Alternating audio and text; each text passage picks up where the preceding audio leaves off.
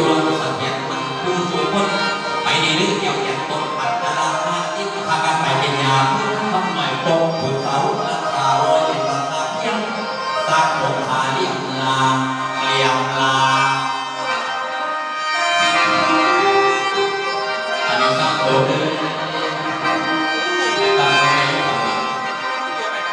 สร้างไม่ได้ไหวสร้างไม่สร้างมันคือสร้างไม่ได้ไหวลาบอกเราไม่สร้างยังไงสร้างมันโง่ขาใหญ่สร้างมันโง่ขาใหญ่ไม่เห็นบอกย่างขามันห่างกันห่างไปห่างมามันออกก่อนพิมพ์มันว่าเราเล่นโตหนักใส่ยังไม่ออก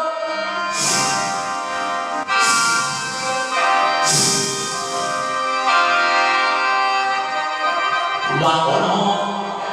สร้างมันดีสร้างมันดีมันเอาหน้าเก่งมันเอาสื่อว่าเมียตาสื่อพ่อสื่อสร้างมันรู้พ่อสื่อมันไม่นั่งสื่อสร้างมันรู้มันแอบท่านที่แม่เอาสื่อว่าที่สร้างมันจะไปกินยาปมแต่ว่าเองอยู่ในเรื่องอาบัติเช่นทำหาบอกพงเขียนผู้สาวเมียของผู้สาวแก้วเสียงมองไว้อายุมากให้เจ้าไปดีพรพุทธสงฆ์องค์วันเวลาลงยาที่เดินไปไปยังจะติดตัวรถจะได้ต่อยต่อติดมอดจะตั้งต่อให้ติดไตจะตั้งตัวรถติดหัวจะตั้งสะดุดให้เจ้าไปดีแล้วฟังตัวนี้ชิ้นนั้นเดี๋ยวรู้แก้วให้เจ้าไปดีแล้วนั่งเทศผู้สาวแง่แม่ผู้สาวสิมาว่านั่งคน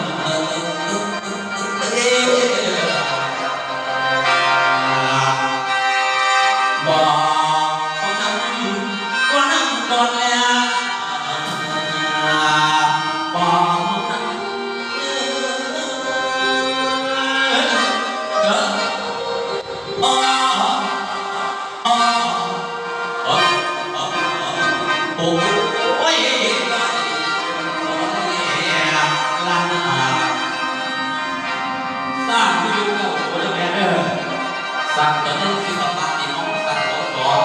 สิบโลสักห้าสักโตสักโตวันสุขีมีงานทำยิ่งแม่ความหาดอกมือเล่าบอกสีบอกคำข้าบริหารบอกตาบา